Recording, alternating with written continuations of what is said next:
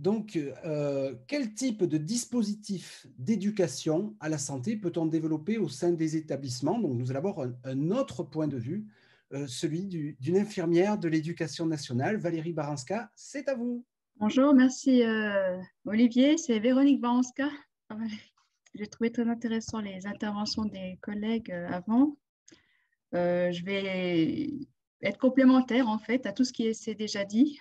Alors, la santé en milieu scolaire. Donc, je ne reviens pas sur la définition, hein, on a toutes la même, ça tombe bien. En plus, on travaille en milieu scolaire, c'est bien. Oui, c'est effectivement permettre les meilleures conditions d'apprentissage pour aboutir à une réussite scolaire de tous les élèves. Et participer à la réduction des inégalités sociales et de santé. Favoriser le climat scolaire serein, le bien vivre ensemble. C'est la base, c'est le fondement. Donc, c'est le rôle de l'ensemble de la communauté éducative. Alors, en premier, les personnels de direction, c'est l'impulsion. On peut rien faire sans un personnel de direction qui impulse. J'ai marqué une sensibilité particulière par rapport aux cours, donc aux professeurs de SVT, EPS, EMC, donc histoire-géographie. Ça peut concerner effectivement toutes les matières. On vient de l'entendre, de toute façon, lettres modernes. Je n'oublie pas, et surtout il ne faut pas qu'on oublie, mais je pense que tout le monde est au clair avec ça, la vie scolaire, les CPE. Les CPE sont fondamentaux dans un établissement scolaire. C'est aussi nos oreilles à nous et notre voix quand nous ne sommes pas là et pour nous parler de ce qui va pas bien. Voilà, donc c'est important. Les assistants d'éducation, les agents des collectivités territoriales, chefs cuisiniers, y compris, effectivement. Moi, je sais qu'il y a eu des projets avec le chef cuisinier, les personnes qui font le service et les AESH, les personnes qui accompagnent les élèves en situation de handicap, participent au bien-être au quotidien. Et de façon spécifique, comme l'indiquent les textes, les infirmières, les médecins, les psychologues, les assistantes sociales qui exercent en milieu scolaire. C'est accompagné, nous accompagnons tous, puisque nous sommes tous éducateurs en milieu scolaire, au développement des compétences psychosociales sur lesquelles on va parvenir, hein, qui sont bien faites et bien expliquées dans les webinaires précédents. Juste rappeler qu'on peut les classer en social, cognitive et émotionnelle. Et l'accompagnement à ces compétences permet justement d'apprendre aux élèves à prendre soin d'eux en premier, des autres et de leur environnement. D'où la politique éducative, sociale et de santé du ministère. Cette politique éducative, sociale et de santé de 2015, elle fait suite de façon logique à la loi de refondation de l'école de la République du 8 juillet 2013. C'est important, ça a marqué un tournant dans l'école de la République. Et la santé en faveur des élèves, en fait, s'inscrit totalement dans les objectifs généraux de l'école.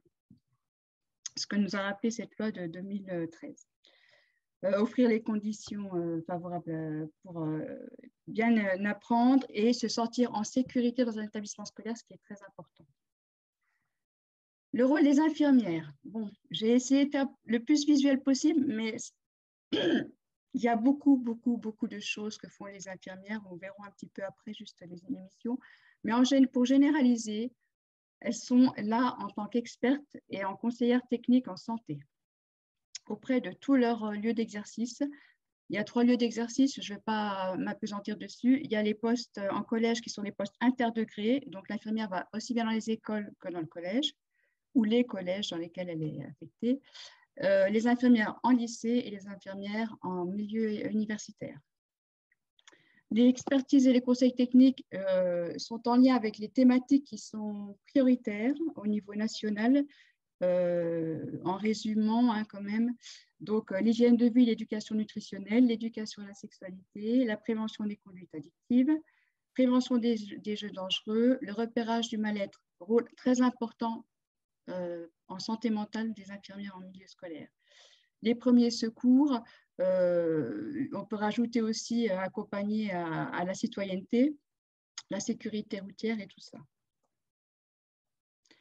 Les missions, pour rentrer un petit peu plus spécifiquement, c'est pareil, je ne vais pas passer trop de temps dessus parce que les projets d'éducation à la santé sont assez intéressants à discuter dans la suite. Donc, c'est des suivis individualisés avec des consultations spécifiques infirmières. Donc, ces consultations, elles sont inhérentes à la loi la loi du 4 mars 2002, qui est relative aux droits des malades et à la qualité du système de santé. C'est un droit de l'enfant aussi de pouvoir avoir une consultation infirmière de l'enfant et de l'adolescent et de l'étudiant. Elles font les dépistages de la 12e année. Chaque élève qui rentre dans le système scolaire français a droit à 2 visites dans son parcours scolaire. La visite médicale lors de la 6e année, cette visite est réalisée par un médecin. Et le dépistage de la 12e année qui est réalisé par les infirmières de l'éducation nationale. Ce dépistage, ça correspond à peu près à l'année de 6e, est intéressant dans le sens où, en dehors de tests biométriques, d'un entretien et de savoir comment va l'élève, l'hygiène de vie, permet aussi de commencer à amorcer un échange sur la puberté. Puisque dans la puberté, pendant les années collège, c'est là où il y a ça se passe en général, c'est sur les années collège. Le suivi des élèves à besoins particuliers, donc ceux qui ont un projet d'accueil individualisé, les PAI. Donc, les infirmières participent à la mise en place du PAI et puis restent vigilantes à ceux qui ont des suivis qui relèvent du handicap, ceux qui ont des plans d'accompagnement pour les apprentissages, les PAP. Et elles ont un rôle aussi dans la protection de l'enfance. Au niveau de la promotion de la santé, comme tous les autres personnels, elles veillent aux conditions favorables à la santé, au bien-être des élèves. Elles collaborent dans le cadre des comités d'éducation à la santé et à la citoyenneté. Elles font l'éducation à la santé. Elles peuvent former des personnels de l'éducation nationale. Elles ont aussi un rôle dans la surveillance épidémiologique et l'observation. Des activités plus spécifiques sur l'organisation des soins et des urgences, la gestion des événements traumatiques.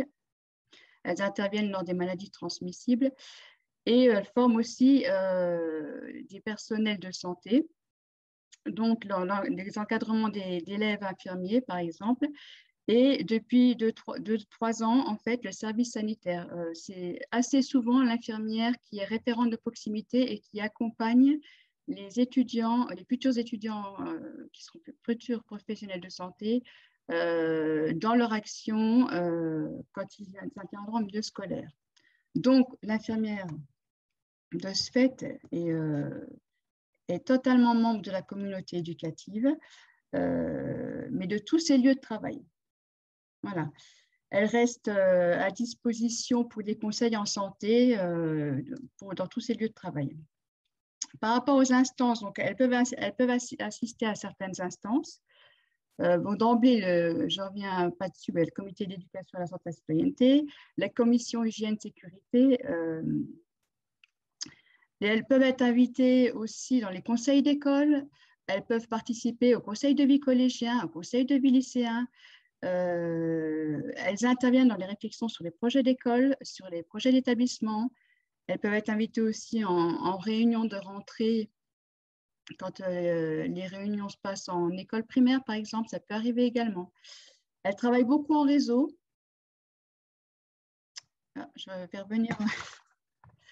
Donc, en réseau, aussi bien intra-établissement et intra-institution, l'infirmière travaille beaucoup avec les psychologues de l'éducation nationale, premier et second degré pour celles qui sont en poste interdegré, avec les assistantes sociales dans le second degré, avec les assistantes sociales dans les secteurs, donc c'est hors institution, donc tout ce qui est protection maternelle et infantile, dans les accueils, solidarité et famille. Elles travaillent aussi avec le médecin scolaire quand elles ont besoin de conseils. Voilà. Elles ont beaucoup de références en interne et en externe. En externe, eh bien, elles rencontrent toutes les structures qui sont proches de leurs établissements, par exemple les maisons, les MJC, les centres sociaux, la PMI, comme je l'ai dit, les centres de planification et d'éducation familiale. Donc, en fait, tout ce qui est proche du lieu de travail ou des lieux de travail sont vraiment des ressources indispensables et des liens sont à tisser, en fait, dès que vous arrivez sur un poste quelque part, c'est se faire connaître et aller connaître les structures les plus proches. Alors, par rapport à un petit focus quand même important sur la santé sexuelle en milieu scolaire, l'éducation à la sexualité. Donc, comme je vous l'ai montré tout à l'heure, les infirmières apportent leur expertise et leurs conseils techniques. Précision importante, l'éducation à la sexualité n'est ni médicale ni paramédicale. Le mot éducation est important dans cette éducation. Pourquoi je dis ça? Parce qu'il y a tendance à vouloir médicaliser ou dire à l'infirmière, voilà, l'éducation à la sexualité relève de l'infirmière. Non, elle y participe, bien sûr, mais elle ne porte pas seule l'éducation à la sexualité qui concerne absolument l'ensemble de la communauté éducative. Donc, la définition de la santé sexuelle est très proche de celle de la santé tout court. C'est pour ça que, de toute façon, il ne faut pas dissocier les deux. C'est important. L'éducation à la sexualité, c'est l'un des piliers de la santé sexuelle. Donc, c'est une éducation qui est très importante. Donc, chaque élève, quand il rentre dans le système scolaire français, a droit à 3 séances annuelles minimum d'éducation à la sexualité par an, sur toutes les classes qu'il traversera. Toujours, comme je disais tout à l'heure, l'impulsion vient des personnels de direction, comme le pilotage d'ailleurs. Et l'infirmière, elle est là pour collaborer. Et effectivement, au niveau individuel, maintenant, lors des consultations spécifiques, l'infirmière peut avoir une expertise supplémentaire, mais vraiment ciblée aux besoins des élèves sur la consultation spécifique infirmière en lien avec la sexualité. Alors là, vous avez l'infographie qui est sur Eduscol de ce que représentent les 3 champs de connaissances et de compétences de l'éducation à la sexualité.